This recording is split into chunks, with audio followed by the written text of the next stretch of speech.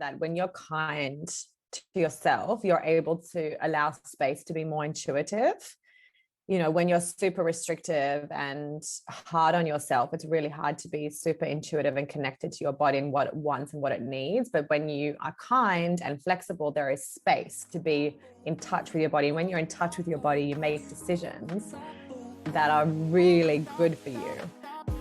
Welcome to The Balance Theory, a podcast aimed at arming you with tools and tips so that you are well equipped to not only identify and define, but own your own definition of balance. I'm your host, Erica, and thank you for joining me today. Hey Balancers, and welcome back to another episode of the Balance Theory podcast. If this is your first time tuning in, a very warm welcome to you. I don't know about you guys, but when I get the time to meal prep and properly plan what I'm going to eat that day, do my shopping and get it all done on a Sunday, I just feel like I can do anything. And conversely, when I don't meal prep, I just feel completely all over the shop. Anyway, the reason I guess I'm sort of sharing that is I just finished meal prepping. My house is spotless and I'm just so excited. And a lot of you might not actually know that I am a bit of a foodie. So for anyone who met me maybe 5 years ago, you'll be scratching your head and thinking, how the hell? Because I literally used to have to ask my mum, is the water boiling yet? I had no idea. But then obviously moving out on your own, you're forced to learn and things get boring. So you have to push yourself. And now I'm totally obsessed with cooking. It's something I love doing. I would actually consider it a hobby. Some of my specialties are focaccia. Love making that. And a good either ragu or bolognese, something that's slow cooked, even a lamb in the oven. So I've got a bolognese on right now. My house smells incredible. I've actually always thought of having a bolognese flavored candle or something. That would be amazing. If anyone knows if that's on the market, let me know. I don't know if I love the idea, wouldn't have it in the bedroom, but just when your house is filled with a beautiful cooking smell, I don't know, so nice. But might also be a tease if you don't have it going on the stove. Anyway, I thought I would share that with you all, as I don't often talk about bits and pieces on the side. And so I thought I would just share with you all that I do love cooking, and I've just spent the day doing that. So I feel ready to go. Before I introduce my beautiful guest for the week, I did want to share an amazing review that I received. And guys, honestly, every time you take the 5 minutes to leave me a review and rating on Apple Podcasts, it honestly makes my whole week. And this one really touched my soul, so I did want to share it. It's from Hartley B, and it says, I found while listening, I learned so much about acceptance and other really helpful tools that I can apply to my daily life. Erica and her guests are so relatable. I feel like I'm in the room having a chat. The authenticity shines through. I have recommended to friends and family. A big thank you to Hartley and everyone else who's already taken time to leave a review. It not only means a lot to me, but it helps other balancers work out if this podcast is a good fit for what they're looking for, or if it's a community they want to join. So it always really means the world to me. So thank you so much for that. Now, I know most of you are here today for our incredible guest, Jessica Sepel. So most of you will probably know her as the founder of the JSHealth brand, which is an app and now extended to vitamins range. But Jess is also a 3 times best-selling health author and a clinical nutritionist. Basically, all of her nutrition knowledge and experience to date has allowed her to create a now range of research-backed formulas to nourish your body and help you feel confident in your own skin. Now, I can personally say from experience, all the JS Health vitamins are incredible. I currently take the Hair and Energy supplement, which I love, and I felt immediate results in terms of my energy. So I'm keen to see the hair impact over the next few months. But I would not hesitate recommending checking out her website, and I've popped links to that in the show notes. But the reason I was so excited to have Jess on, not only of course because she's incredible, but I've actually been following her since 2016. So back then she was just sharing her food journey, sort of blogging it on Instagram and sharing quick and easy recipes.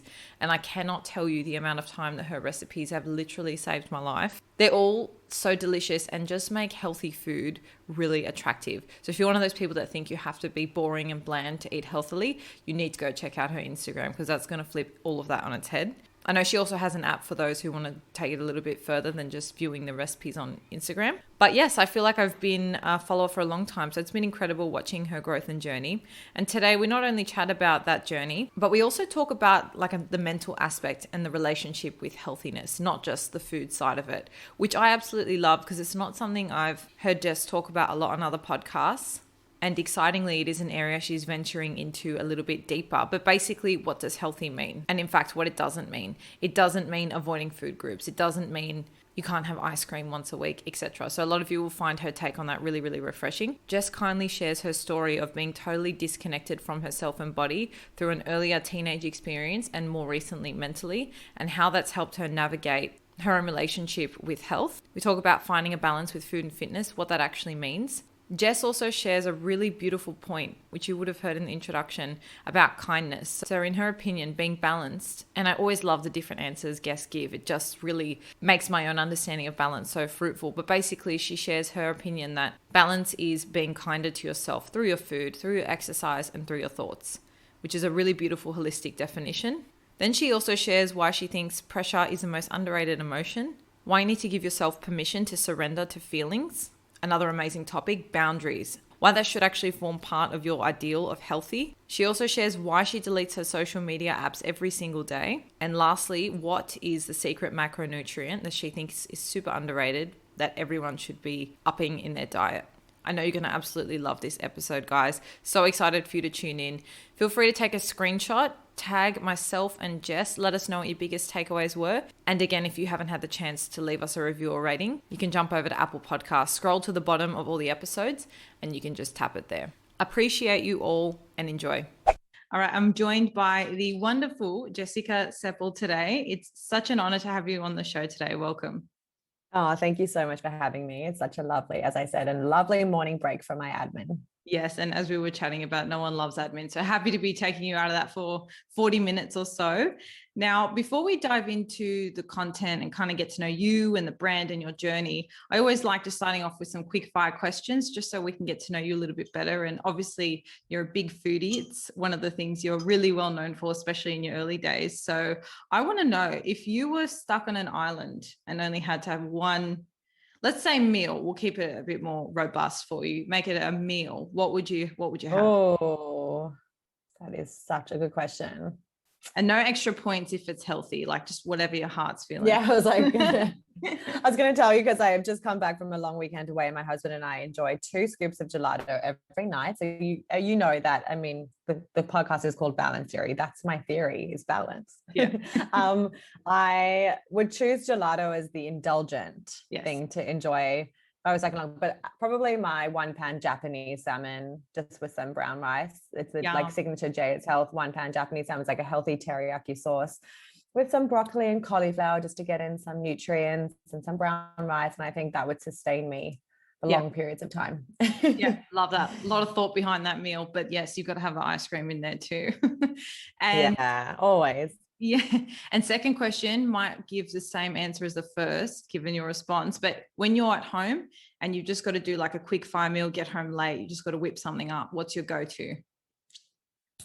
It's honestly the JSHealth 1-pans. Yep. Like I'll change it up. I'll just either put some salmon in the middle, and I decorate the rest of the pan with veggies, and then serve with some brown rice or quinoa. Like, so the JSHealth 1-pan salmon, as I just said, or the JSHealth chicken schnitzel. It's a healthy chicken schnitzel, which is one of my favorites, made with an almond meal and rosemary crust. Yum. I'm actually thinking of making tonight a grilled snapper with roasted cauliflower and leeks, and then drizzling it with a tahini dressing, and that would take me 10 minutes, because I only get home from work these days at around 7:30. So I actually refuse to spend more than 30 minutes doing dinner. When you have such a hectic, long, tiring day, I just feel like dinner must be quick and easy. And it's actually such a blessing that I work such long hours, because it really motivates me to create meals that are super, super fast, but also tasty, of course. You can ask my husband. I mean, like, the JSHealth chicken teriyaki is another one, like takes 10 minutes, the 1-pans, and sometimes just a stir fry,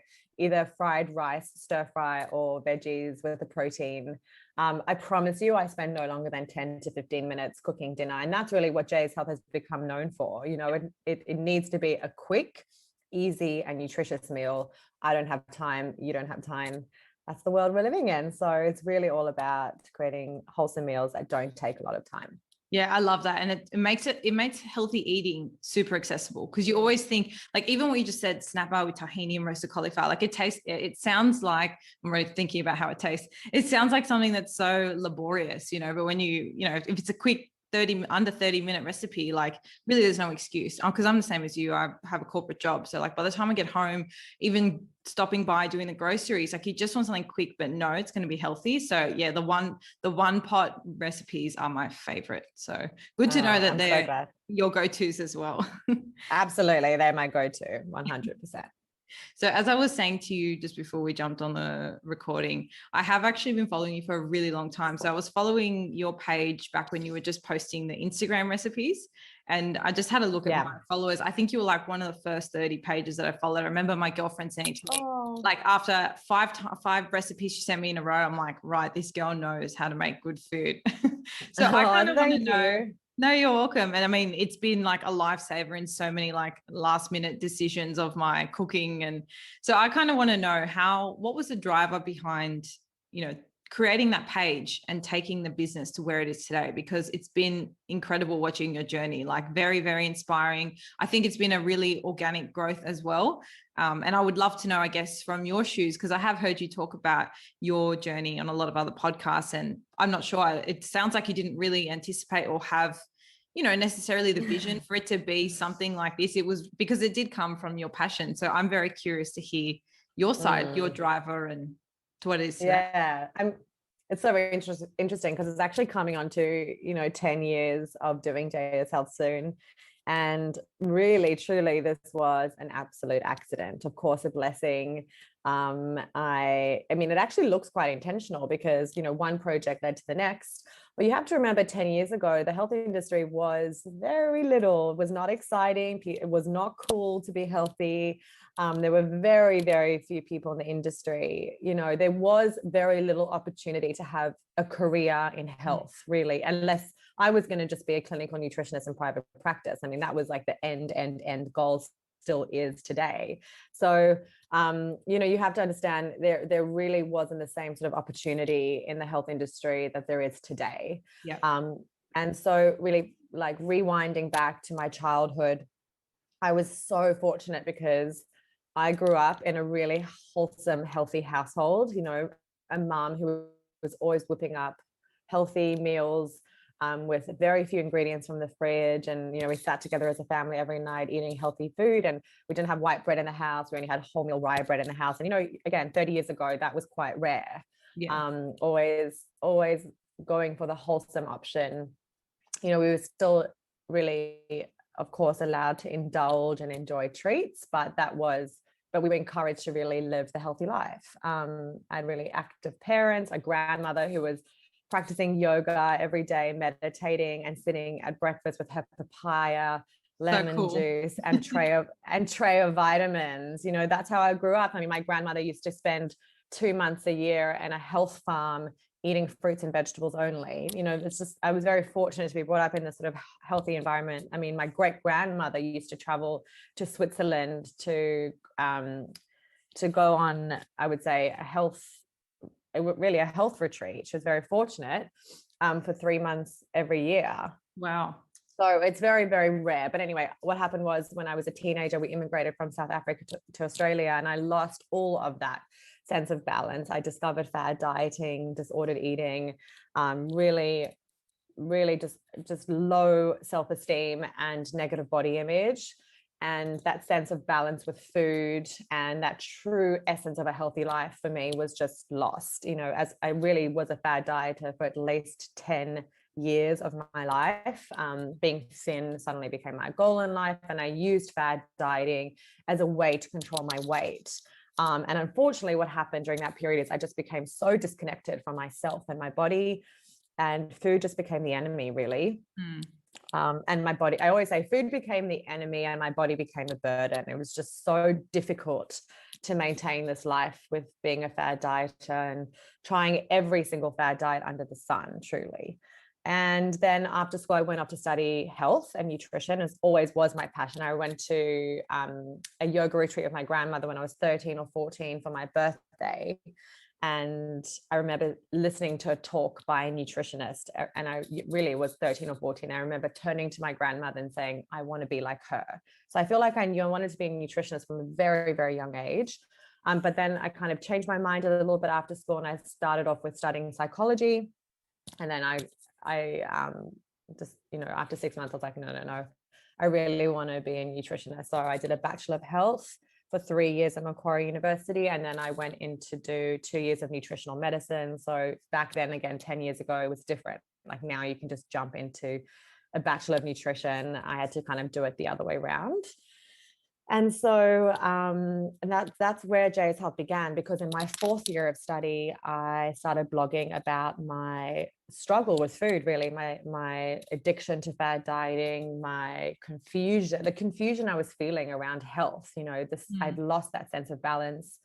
And I was learning in my nutrition studies the importance of food and nutrients and minerals. And I realized I wasn't treating my body very well as a fad dieter. And at the same time, I was also in therapy and trying to manage my, my low body image, or I guess negative body image.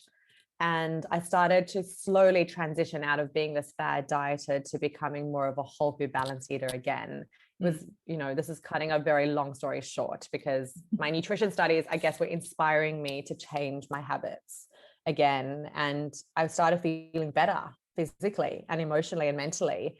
I started slowly letting go of the fad diets and, again, slowly bringing back whole foods into my life, and on the side, repairing my relationship with food.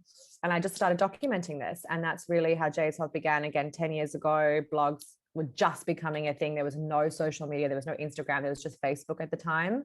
So, and I also created the blog as a way to get patients, because I would be graduating after the 5th year. And my goal was to set up my own private practice. I thought by having a blog or a website, at least people could contact me easily.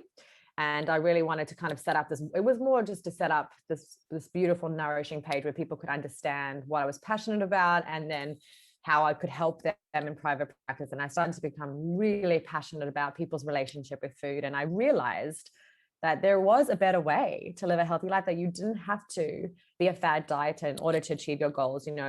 I started realizing there is a better way, and I wanted to spread that message far and wide, that, oh my gosh, I'm feeling so much better by eating a whole food balanced diet, looking after my stress levels, looking after my hormones, taking care of my gut. I mean, in my nutrition studies, I was experimenting with probiotics and magnesium and watching how my gut changed. And I was adding good fats and good carbs back into my diet, which by the way, I was petrified of carbs and fats, as a fad dieter, but I started adding them back in and feeling incredible.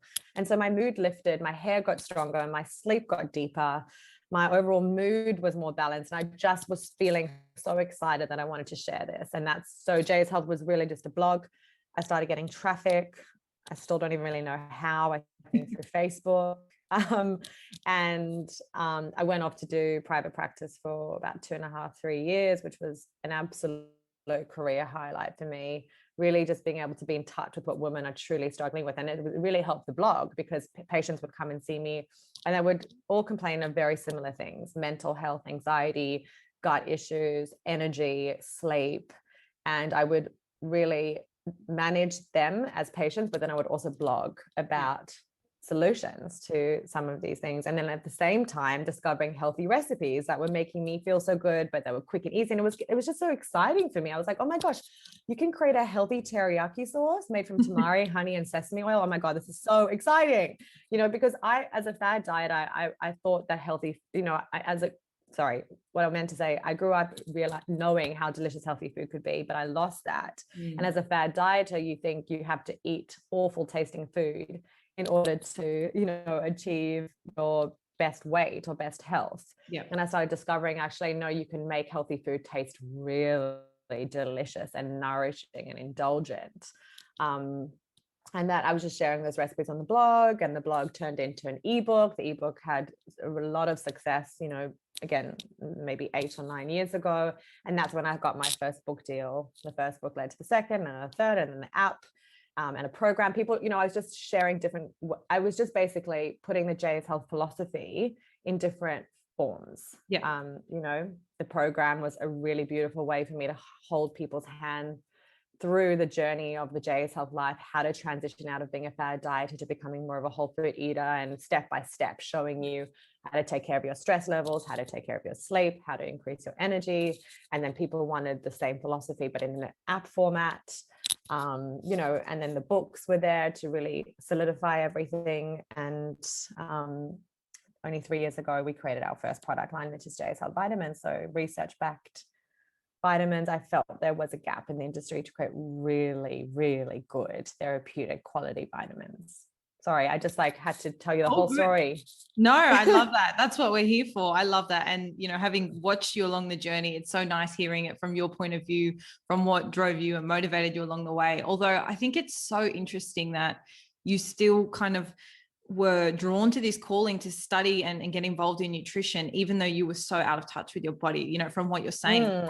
You had this quite negative relationship with food, although you were still drawn to study it. And to me, it almost sounds like you had to have that, because, you know, if you grew up with it, you knew it was there all along. But then, you know, having that experience, you're now so equipped to help people veer out of that journey, that you're really just coming from a place of authenticity. So I think that's really cool. You know, I think it's cool that you sort of fell off the healthy, balanced lifestyle with food. You now know what that feels like. You know, when you speak to people, when you're creating your vitamins for these people, that makes you so much more authentic in ways. You know, I always think things happen for a reason. So I find that really, really interesting and kind of cool that you still, you know, listen to that inner calling, despite, I guess, where you were at that point in your life.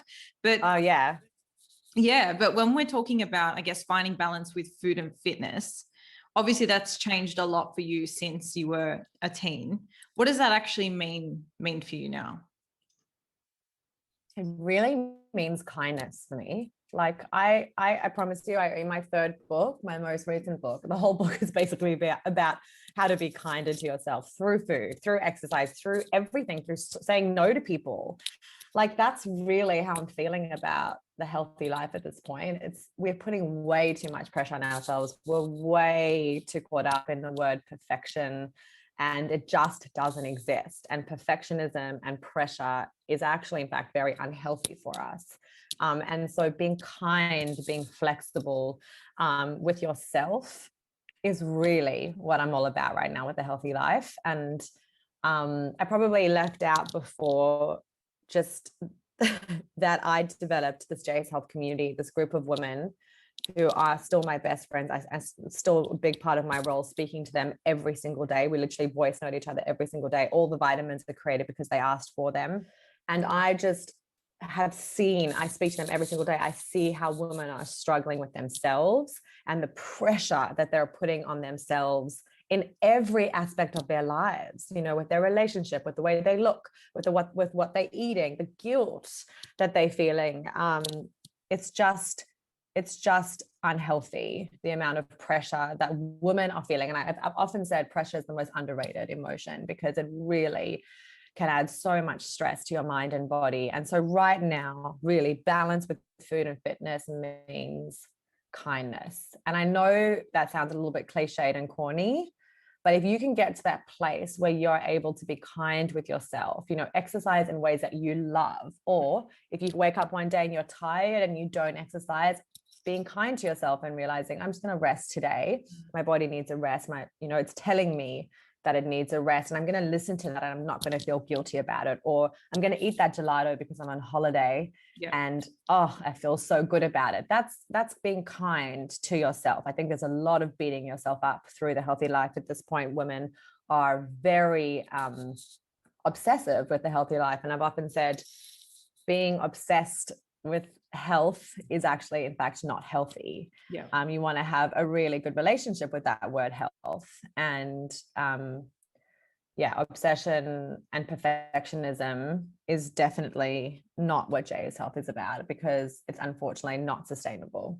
No, I love that. And viewing it through the lens of kindness, you almost give yourself permission to just surrender to however you're feeling and just get a little bit more intuitive.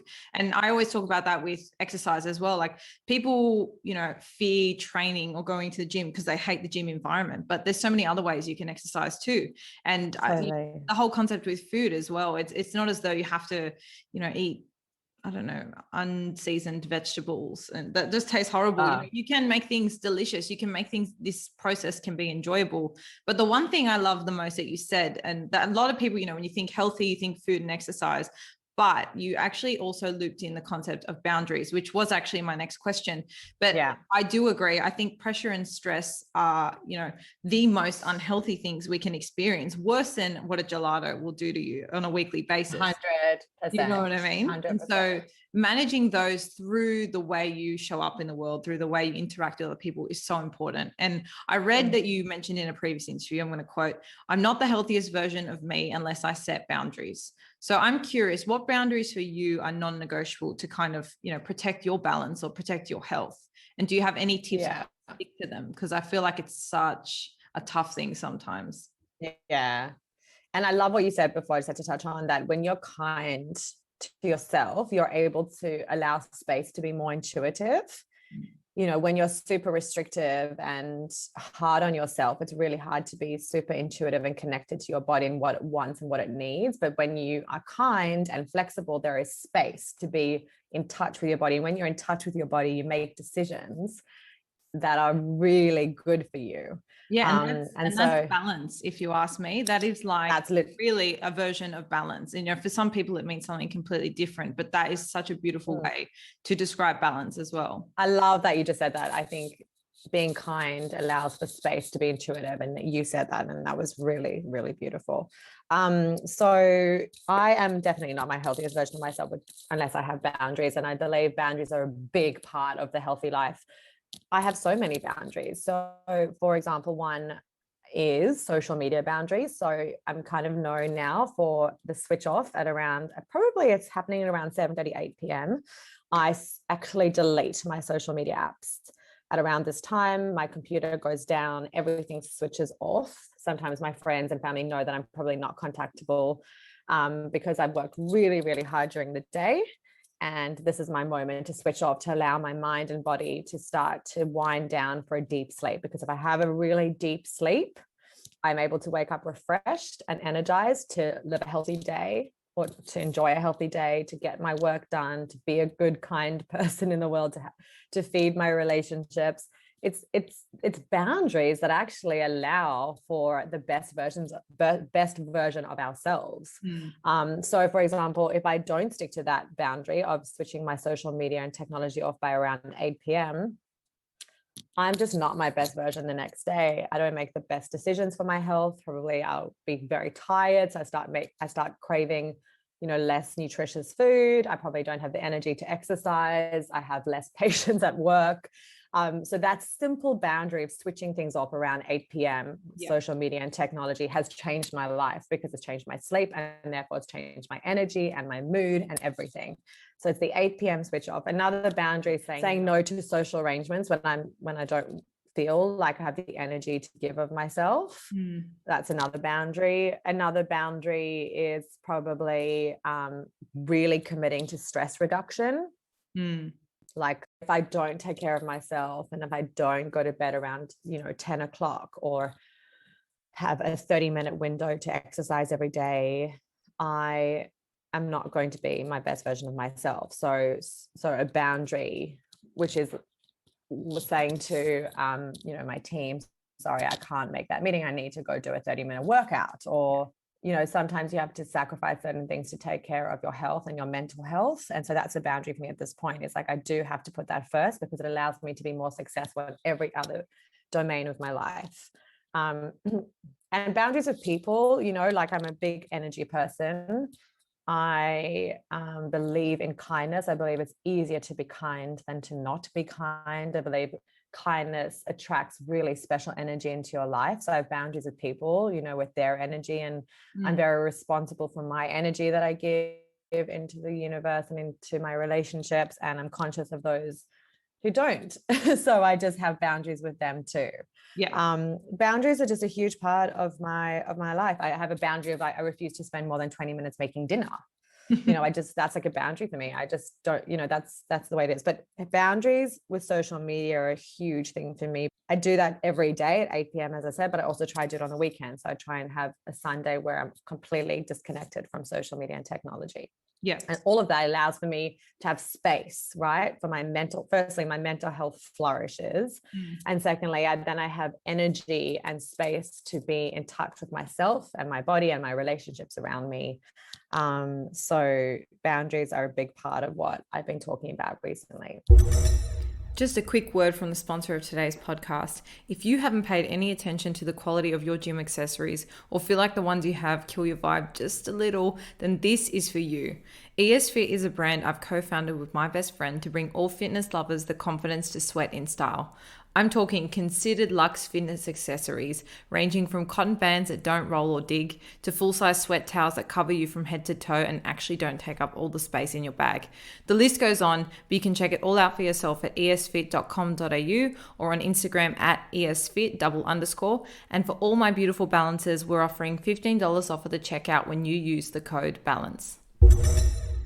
Yeah, no, I love that. And like almost every guest I've had on the podcast has something to say about boundaries too. And I think they're so important to protecting your, your balance and making it a non-negotiable part of your life. But I think the stickiness or like the uncomfortableness comes when it comes to like sticking to them. I think it's all well and good to know what your boundaries are and what's great for you and what works for you. But I think the awkwardness to sticking to them. So I want to ask you, the one you mentioned about people, right? And I think we can all relate when we say, that person that just makes you feel like shit. Like after you hang out with them, you just don't feel good about yourself, or you can just feel like you're giving more than you're getting. That's not to say every relationship has to be transactional in that way, but what I mean? Totally. It's a downer kind of on your life.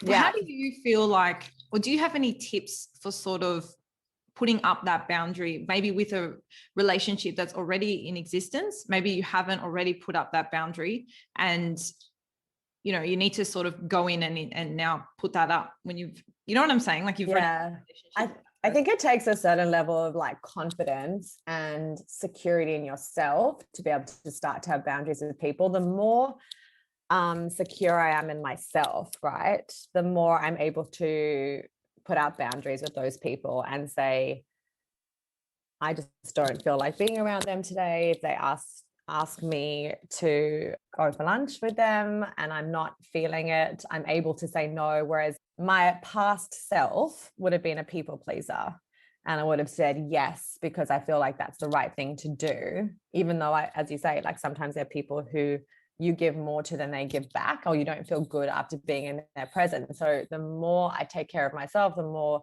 healing I do with myself, the more I build up my self-confidence and self-esteem, I'm able to say no and distance myself when I need to, or only see them and spend time with them when I have the energy to do so, or when I really want to. If I don't want to, I'm able to say no. I found myself being able to say no to them a lot more. And I think it's because I'm slowly, not there yet, but I'm slowly building my self-esteem and my self-confidence up.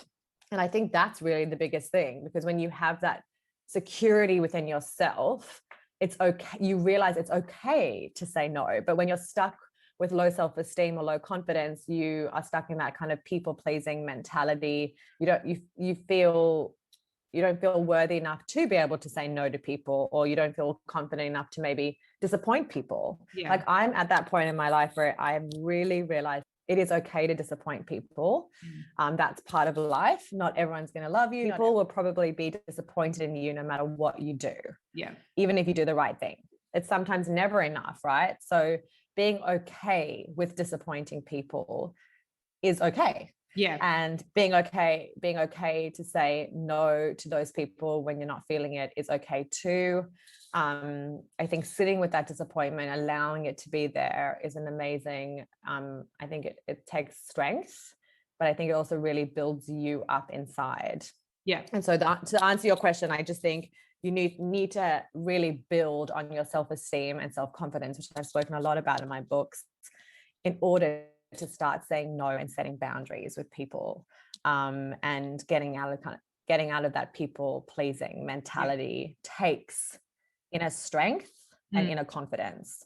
Yeah, that's a great point. And I kind of like the 2-tier approach to it. If you're finding, if we reverse engineer that, if you're finding a boundary really particularly hard to stick to, or you can't really put them up, or you're a people pleaser, then you've got to go back to square one. You've got to get get back in touch with who you are and what you're doing. Because I totally agree. I've been doing quite a lot of therapy this year, you know, just to work on myself, my limiting beliefs, just get to know myself on a deeper level than, you know, say just exercising every day or whatever. I'm just kind of doing a deep dive there. And what I've realized, which resonates a lot with what you just said, is like, when you get to that point where you kind of know what's right for you, you don't feel bad saying no, because if you say yes to those people, you're actually saying no to yourself.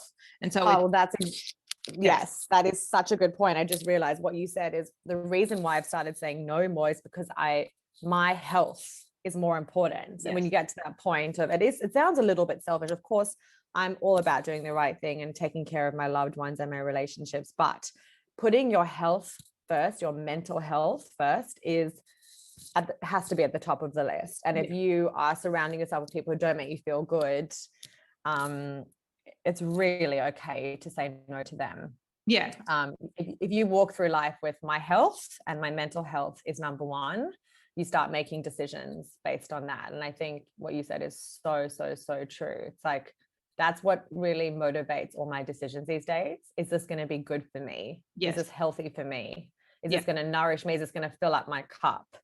And I think if you go in with that sort of mindset, you'll probably start making very smart decisions.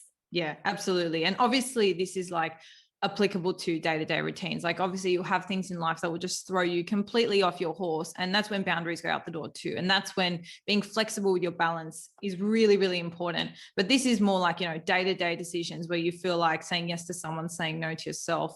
That's when you got to kind of unapologetically defend that. But I'm really glad we had that chat, because I think a lot of people don't know that, you know, or maybe if they haven't read your books or they're just following you on Instagram, they don't know that, you know, you're also passionate about all these things outside of food and nutrition. So I'm really glad we got a chance to chat about that. And I'm looking forward to sort of all the new books and stuff you're doing that will be centered around that. You might even go back and finish your psychology degree. What do you think? I actually really want to do a master's in wellness, but maybe that would include some psychology one day. Awesome. You know what, for what I do every day, because I speak to the JSHealth community, it's like, as I say, it's a huge, huge part of my role. You basically have to be a psychologist. But I do have lots of disclaimers where I'm like, I'm not a therapist, I'm not a psychologist, but I do love supporting people. It's definitely my calling. And I think sometimes I've gone through some of my own battles with myself to help others and serve for the greater good. You know, recently I've spoken about my own mental health struggle. I'd only struggled with my mental health over the last 2 years. I'd never had previously. And I was just saying this morning, I sometimes think that struggle is serving for a much greater purpose than myself, because I'm able to truly connect to the JSHealth community and my team in a much deeper way and help them and go. Now I've been having to navigate this whole new mental health journey through vitamins, medication, therapy, different forms of therapy, different types of way of taking care of yourself. And it's been awful and a really, really, really intense battle for myself after losing my best friend to mental health. And then I just sometimes think, Jess, well, this is happening for a reason, this is going to be your next way of helping the JSHealth community, I hope. Yeah, well, it sort of sounds like, and I mean, mental health's never easy, and I'm sorry you're going through what you've gone through, but it almost resonates with me with kind of when you were fad dieting. You've been at that point, and it's sort of like giving you the authenticity, or just like, you know where your community will be coming from. And I think with mental health in particular, it's something that so many people experience, that when you come from a point of authenticity like that, it's going to be something beautiful. Like, it can only be that. So I really am looking forward to seeing what's next for you. But I did want to chat just before I let you go quickly about the gut, because I feel like it's been a bit of a buzzword in the last year or so, and there's a lot of information out there. Like, we live in an era where if you Google something, you've got too much info and it's really hard to like cipher through what's going on. So just to make this brief, because we don't have much time left, I did just want to ask you, what are some common things people should know about their gut, or maybe like common gut issues that a lot of people have, that's something they should really get on top of? Because we've all got a gut, but whether we all know, how to listen to it, or, what's going on with it, is a completely different question. Yeah. I mean, as people have said, the gut really is like second brain. It's exceptionally important. 70 to 80% of our immune system lies in the gut. Our serotonin, which is our feel-good neurotransmitter that makes us feel happy, some of it is made in the gut, some of it's made in the brain, but some of it is made in the gut. We know that our gut microbiome, our gut bacteria is linked to our skin. We know that our gut microbiome is linked to inflammation in the body. We know that, what else? That our gut is where we absorb our nutrients and our minerals to feel good and to thrive. And so just that in itself can tell you just how important it is. So tuning into your body, how are you feeling? How is your gut? How are your bowel habits? You will know if you are struggling with your gut health, flatulence, inconsistent bowel movements, discomfort is a big one. Not being able to digest your food, reflux, all of those are common symptoms of gut issues. And there's such wonderful ways to support it, which I get excited about gut health because it's a very positive domain in my world. Mental health, for example, is a much harder thing to tackle, but gut health is really great to tackle for me as a nutritionist. I love it. So you really want to feed the gut microbiome with beneficial bacteria. Often there is an imbalance of good and bad bacteria, the little bugs, and you want to feed the good bacteria. So the way of feeding that good bacteria is through whole foods, nutrients, minerals, but fiber, most importantly. We need fiber in our fruits and vegetables and our grains to feed that good bacteria. And then you want to maybe take some probiotics, really good research-backed probiotic strains of bacteria that have been scientifically proven to support gut health. So our probiotic, as I said earlier, I hate talking about my own products. I'm not a good saleswoman, but our probiotic has research-backed strains that have been proven to support gut health and re-inoculate the gut with beneficial bacteria. Because when you have that really good balance of beneficial bacteria, your whole gut microbiome will change. And often people, say they're sensitive to this food, sensitive to that food. And because of my whole philosophy about having a healthy relationship with food, sometimes restricting or depriving yourself of certain foods is not very healthy. So I actually like people to really just take care of their gut health first. And then what happens is they start being able to tolerate foods better. Yeah. So another really amazing product of ours, I have to say, is Detox and Deep Bloat, because it helps to calm down the gut, but also reestablish the gut lining with something like glutamine. And then we've got fennel in there and aloe vera, which is super calming. And then you'd probably pair that up with our probiotic, which will re-inoculate the gut with beneficial bacteria. But as I said, also whole foods. It is sugar and alcohol, for example, that can feed the bad bugs in our gut. So reducing that, and then increasing the fruits and the vegetables and the grains, because they are the foods that really feed the good bugs in our gut. And so that's just a nice first way to start taking care of your gut. But also stress is a big one. Stress reduction. We know cortisol, people with IBS, irritable bowel syndrome, do have higher cortisol levels. So really de-stressing yourself, doing some deep belly breaths every day. So I call it the stress-free zone. So going into a 10 to 15 minute stress-free zone every day, pop your legs up against the wall, deep belly breathe, cut off social media for a period of time, like I do at 8 p.m., changed my stress levels. And then I think fiber is a really underrated macronutrient. A lot of people are just not getting in enough fiber in their diets. Some of the time because they're afraid of grains, or they're just not getting in enough fruits and veggies. I think fiber needs to really be a priority in people's diets. Yeah, love that. I have a question about probiotics, because just through my own working with my own naturopath and stuff, like I have the understanding that there are a lot of different strains of probiotics. So my question is, like, with say like your supplement, is it fine for someone to just pick that up off the shelf, or would you recommend always that people kind of do groundwork testing before they jump in? Because there's a lot of probiotics on the shelf, and I think if you're particularly lacking in one or the other, like is that a hazardous zone to be sort of just picking up one that you Look, it's really not. There are some really good gut tests out there that will test the exact strains of bacteria that lie in your gut, what you have a lot of or what you have little of, right? They're intense tests.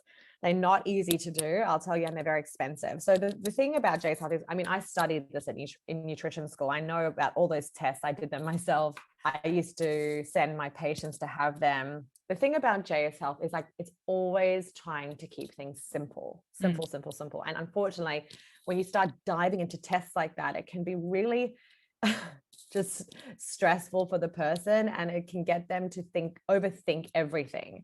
So often just starting them out on a really good research-backed probiotic that has a nice amount of strains, like has 5 or 6 or 7 really good strains of bacteria that have been proven to help with gut health, like the JSHealth one, or there's some other really good ones. Starting them off with that, they often already notice a difference. And just in taking that probiotic for, I would say, at least 3 months, you should really start to see the difference. And I almost can't recall a time that I prescribed someone a probiotic and they haven't noticed the difference.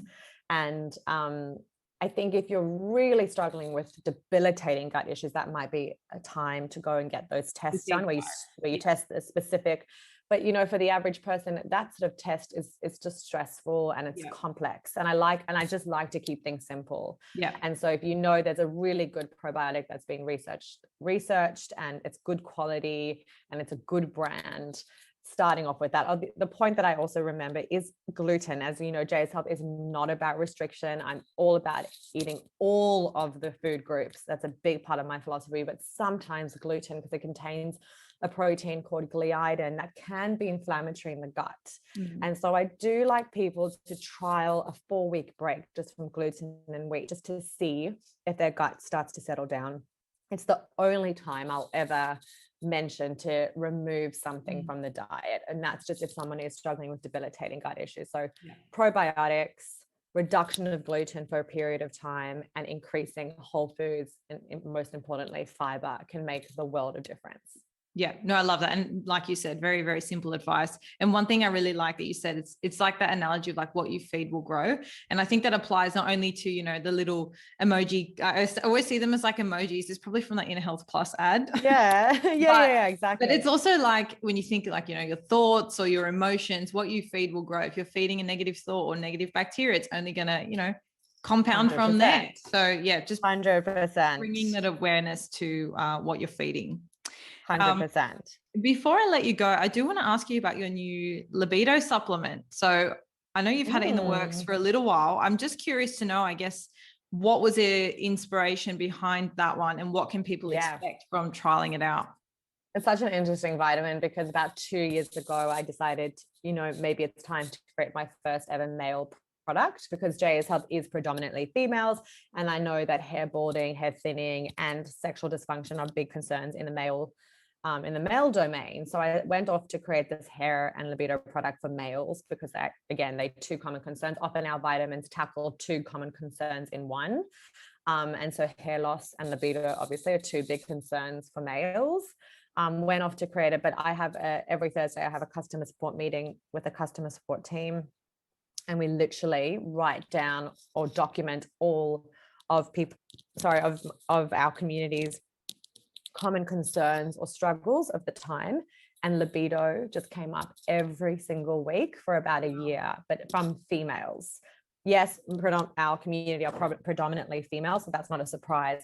But it was really the females who were really admitting to struggling with low libido and how it was affecting their confidence and self-esteem and their relationships. And we got some incredible messages again every single week from women saying my libido is low. And I mean, I've always had an intuition that with the world we're living in, of course we're going to be struggling with low libido, because our stress levels and the inundation of information and social media and technology is really preventing us from being able to fully relax within our bodies, and you need to be in order for your libido to be there. And so anyway, I only create vitamins if I can find research-backed ingredients that I think will really actually help someone. Our vitamins are very therapeutic.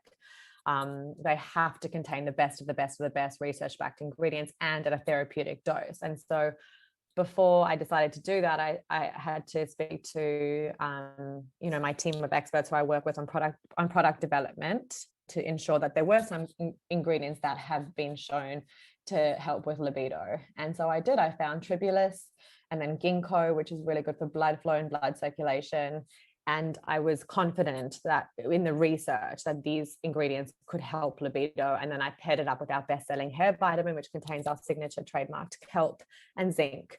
So it's a bit of a random combination, but we've sold 6 months worth of product in 1 month. So it's not as glamorous as it sounds, because we really had a bit of a panic, but it just shows how people are really struggling with a bit libido. And I did an interview yesterday, and I said, with this launch of libido, with the libido vitamin, I really wanted to open up a conversation to remove the shame and stigma around it. Women were feeling really alone and like there was something wrong with them if they had low libido. And I wanted them to know that, firstly, there is nothing wrong with you. Sometimes low libido can happen because of contraception that you're on, hormonal imbalances, diet, stress, technology inundation. There's so many factors. So there's firstly nothing. And did I say contraception? Yes, I did. There's nothing wrong with you, number one. Number two, here is a research-backed vitamin that can really support you, but to also open up that conversation to help women feel like they're really not alone and there's nothing wrong with them. And low libido is actually exceptionally common for females. But I do love to be able to support them with a vitamin like this. But the other thing I was saying in the interview yesterday is that this vitamin is just boosting confidence, because it's people's hair are growing. When your hair is thinning, that affects your confidence. And when you have low libido, it can affect your confidence in the bedroom or in your relationship. So I feel like this is like a confidence boost. Double whammy. It's like people are just like, the reviews are blowing me away. People have been saying, you don't understand what a relief it is for my relationship, and how good I feel now in the bedroom. Like, I want to be intimate with my partner. So it's been an amazing launch. And I never ever realized libido was this much of an issue. That's really cool. So are the male products still in the works then, or is that hush? So no, so this is for males and females. So now it's just cool. Yes. Yeah. So now it's for males and females. Awesome. So what I meant to say is I redirected my marketing to say, actually, this needs to be for females too, not just males. Right. Yeah, that's cool. I love that. All right. Well, I've honestly learned a whole lot today, not only about you personally, but just, in general about your journey and your brand and, everything that goes into it behind the scenes. So I just want to thank you so much for your time. I know our listeners would have gotten a lot out of it as well. If they do want to connect with you or the brand a little bit more, where's the best place they can do so? Probably just Instagram at JSHealth or at JSHealth Vitamins. Beautiful. Well, I'll definitely pop links to those below, as well as your website, because it's in my bookmark, so it won't be hard for me to find. Thank you so much for supporting me from the beginning and having me on today. Of course. So kind of you. It's been a pleasure. Thank you so much. Thanks, darling. And that's a wrap for this week, Balancers. Thank you so much for tuning in. I hope you found this episode useful to some degree in either steering or determining your definition of balance today. As always, the biggest compliment for us is if you share this episode with someone who you feel might need it, or if you're on Spotify, you can click follow, or on Apple Podcasts, you can leave a rating or review. If you have any suggestions for up and coming podcasts, feel free to shoot us a DM or an email. Our Instagram is @TheBalanceTheory and our email is thebalancetheorypodcast@gmail.com. Otherwise, you've always got the option of subscribing to our mailing list. We only send you email reminders when the episodes drop, so you get them fresh out of the oven. No annoying spam, we promise. I hope you enjoy the rest of your week, and until next time, stay balanced.